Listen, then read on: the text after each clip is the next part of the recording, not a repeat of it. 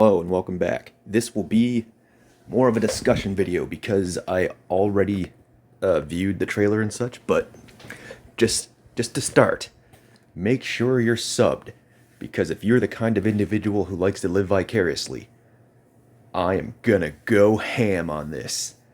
Alright, that being said, let's talk about what there is.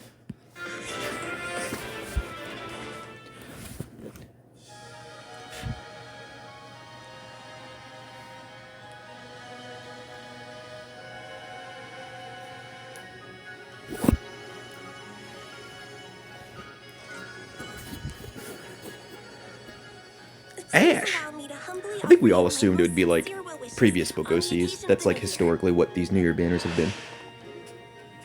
Alright, so, Ash. Distant reversal for a new skill. That's cute. Attack, defense, bulwark. So she has incredible fodder, right? Like you can get the bulwark and the reversal. But like, so I think Ash herself will be really good as like just a one-off copy. So you could have like an Ash for light season and an Ash for like use this Ash for Astra season, obviously.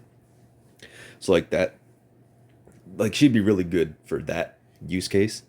So like I would like to get one copy of this Ash just so I could use her for Astra, but eh, if I don't get her, I don't get her. Like spoilers, I am gonna snipe colorless pretty big time. So yeah, it's basically Ash but better. So let's look at our weapon. Accelerate special. It's pretty standard nowadays. If foe initiates combat or foe's HP is above 3/4 at start of combat, grant 6 attack and -6 attack to foe, and also grants the following effects based on the number of allies within 3 spaces. If greater than or equal to 1, unit has weapon triangle advantage, which is pretty big. That's good, like just that, because it doesn't inflict the disadvantage on her, so she just straight up does 20% more damage to red foes, which is pretty good. Oh, and weapon trial advantage. That's if she attacks, or if the foe initiates, she gets a brave effect. That's nuts. Like just that on its own makes her a pretty good vantage enemy phase unit. All right, so moving on. If greater than or equal to 2 allies, it reduces damage from foe's first attack by 40%. Also great. And if greater than or equal to 3 allies, foe cannot make a follow-up attack. And that's actually the same. The greater than or equal to 3. That's the same effect as like a base Ash. So yeah, it's Ash but better. And then she has the transform uh claws for infantry beasts. So yeah, this is literally just Ash but better. Nothing more to say. She's good.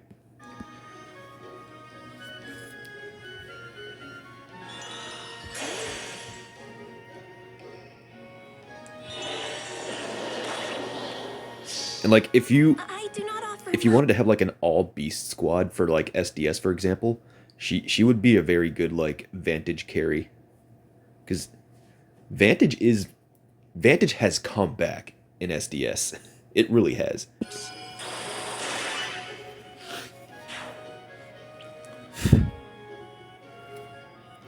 And Elm, I don't know why people like this character, but here he is.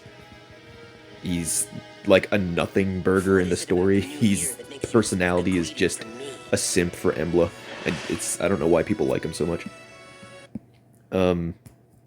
I guess the best thing about him is he comes with Beast Near Trace, which is cute. It's good, but it's more of a side grade. Like, for example, I don't know if I'd want to have this on like my Tibarn or my Nasala or Pirate Nasala over the normal trace that they already have, because sure, it lets you have them on mixed teams and you don't have to worry about them transforming or not transforming, but the -3 stats on the standard trace is really good. So like, I guess if you really want to run your beast units in like a Bjork Laguz mixed comp, then obviously this is better. Otherwise, just keep the standard trace, right? Or like you could still run them in mixed comps if you're just mindful of your positioning, right? So I think normal trace is still narrowly better, but this is a good like secondary option. Let's see. And I think in the group I was watching this with, I heard them say that his weapon is like just the same as from the story, but I don't remember what that weapon did, so let's just check it out. Special Excel. If unit initiates combat or is not adjacent to an ally, grants 6 attack speed to unit, neutralizes effects that prevent the unit's follow-up attacks, and deals damage equal to X% of unit speed. X equals the number of foes within 3 spaces of target, including target plus 10.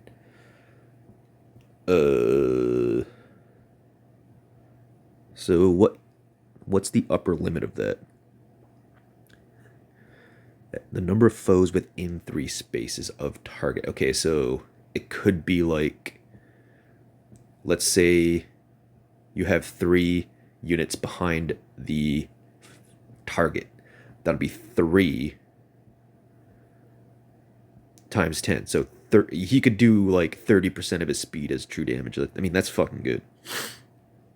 Oh, it says max of 30%. Okay. I mean, that's pretty good. If unit is not adjacent to an ally, reduces damage from attacks during combat and from area of effects by percent equal to the number of foes within 3 spaces of target, including target times 20 for max of 60%. That's also quite good. So he's just a good soloer, I guess. At start of turn, if units, and then the normal transformation clause for flyers. So like he's a decent unit, but again, I don't. He's not a unit that I care for. If you like Embla, then there you go. This is a good unit, I guess. So there, yeah. He'll be like a good like soloist, I suppose. Don't celebrate just yet. And then we have Pan. Pan. This is a good 4-star. If you're the type of player who like goes in and tries to plus 10 the 4 stars, Is there really such a thing as then the year of the rabbit? here you go, man. This is a good one. Wouldn't that make it our year? I like briefly read her weapon, and it's quite good. Also, she has very good fodder as a 4-star special. Honestly, it would be pretty. It's pretty enticing just to get a couple copies of her, just so I have her for attack speed clash like piggyback fodder. But like, I'm not gonna go out of my way to try to get copies of her. Like I said, I'm sniping colorless. So here we go. Keen Rabbit Fang. Oh, and also, if I don't have colorless, I'm gonna pull blue to try and get ash, right? So the chances of me getting any pan are pretty low. Which is unfortunate, because like that piggyback fodder is really good. So anyways, Keen Rabbit Fang. I think every single character on this banner has the slang effect. So effective versus cavalry foes. If a unit initiates combat or is not adjacent to an ally, grants 6 attack speed to unit, neutralizes effects to prevent unit's follow-up attacks, reduces damage from foe's first attack by 40%, and also if unit speed is greater than foe speed, grants special cooldown charge +1 to unit per attack. And then the normal, the clause for cavalry transformation. So this is really good. Like, as for a 4-star special, this is quite good. This is basically like Leith's Refine, just like as her weapon. So yeah, it's pretty good.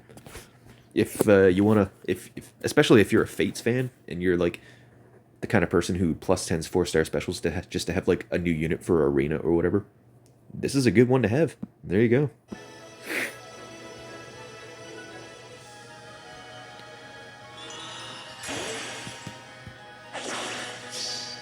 Having fun? Too bad. The kick, and then the star of the show. I think I've said in chats before, the only thing that would like deter me from chasing more merges for Winter Black Knight, because I have him at +4 right now, but I'm trying to get +5 because I'm like almost at 5% pity on that banner. But yeah, I was like, the only thing that would deter me from buying more orbs to get more merges for Black Knight is if there was a duo Asker And here we are, right? I think specifically in my mind, I was like, if it's Duo, Asker, and Embla, and their C slot is just a combination of open domain and enclosure, but obviously that'd be way too broken, right? Like that'd be legitimately broken. But like even just having like a second Asker that you could put on like a second team for SDS, that's huge. Or even like have again given an Astra blessing and then you have an Asker for Astra season, right? Like this is just good, really good. But also like for arena and stuff like that is goddamn. Also, he's a mage that basically nullifies AoE damage. All right, Dev Res finish. So obviously you see his stats later on. I'm assuming he'll have like a super boon in defense, maybe even res as well. If I'm successful in plus 10ing him, I will the very next floret I get, it's gonna go to him, and it will either be like attack dev or dev res, depending on his super boons and such. Just looking at his stats, he probably has super boons in attack and defense. But yeah, obviously he would want like res too. But anyways, so open domain, good stuff. That's also the other thing though. Like you could have both Askers on the same team and just straight up give -2 cooldown to your whole team. Like, could you imagine chaos defenses with both Asker and Duo Asker? It'd be so easy to pre-charge your whole team. Like, this is so nuts. Like, it doesn't say that it can't stack, so I'm assuming that it will. The Devres finish is new. I don't know who else you'd want to put Devres finish on. Actually, maybe Brave Dimitri would want that. Nah, Brave Dimitri would probably want like attack res finish. But like he also needs the well, I suppose you could put the guard seal on him, and that way you could run something like a finish skill on him. That's actually a really good idea. Anyways, but dude, his weapon is cracked. So special excel, of course. Unit is within 3 spaces of an ally. You get 5 all stats. Unit makes a guaranteed follow-up. Inflicts special cooldown charge -1 on foe per attack, so that he has 5 all stats. He has guaranteed follow-up. He has guard. He has the same damage reduction as base Asker does, right? So 20% of his defense stat just reduces damage flat. And that also includes AoE damage. So let's just read it. Reduces damage from foes of attacks during combat by 20% of units' defense. And also, if units' defense greater than foes' defense, reduces damage from area of effect specials by difference between stats times 1.5. Like, it more or less neutralizes AoE damage. Like, you would have to have a monster attack stat, like, what's their name? The mythic. Oh, I'm blanking on their name. Shoot. Colorless Mage. Antithesis to Sothis. Shez's ghost deal thing. Why can't I think of their name? God damn it. Oh, this is actually bugging me. Why can't I think of their name? Arvel. Jesus. God. Okay, Arvel. I'm sorry. Yeah, you'd have to have like a monstrous attack stat, such as like Arvel. Or just like Lilina's, like you've seen in the video, her attack stat is not low, but like you'd have to have double life and death. Like you need to have like over 80 attack to even do any damage. Like it's this damage reduction is pretty crazy. And like as we've seen, AoE is like running rampant in SDS right now. Like AoE is the meta in SDS in any like form of SD. So this is going to be a very strong carry. Not only is he going to be a strong carry, but he has the same support as base Asker. Like this is crazy. And then, so yeah, that's all of that. But this is not even not even including his duo button. I care not.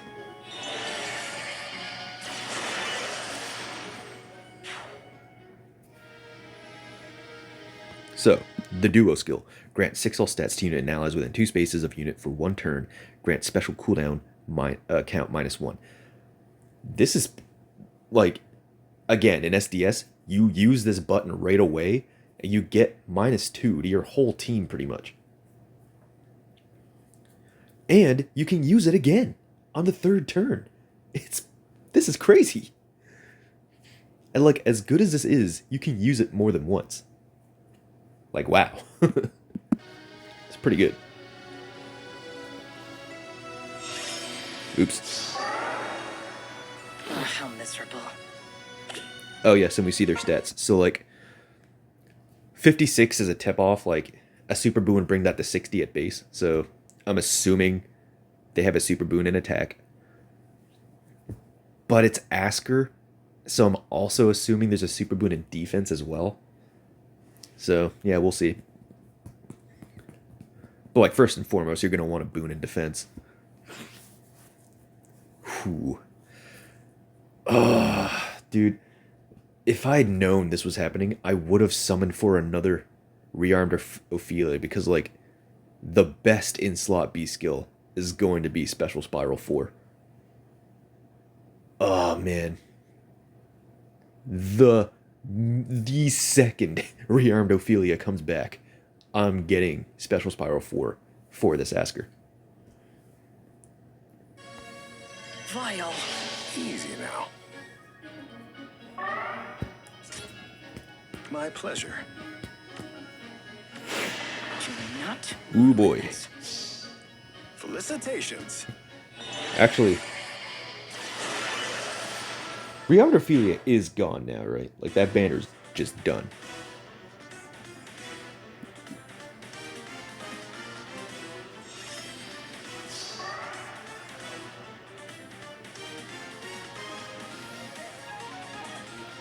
And then, of course, you can spark and all that good stuff. So, yeah, that's it. And as I said at the beginning, I would appreciate a sub. And if you are the kind of person who enjoys summoning videos, hey, stay tuned, because I'm going to go ham.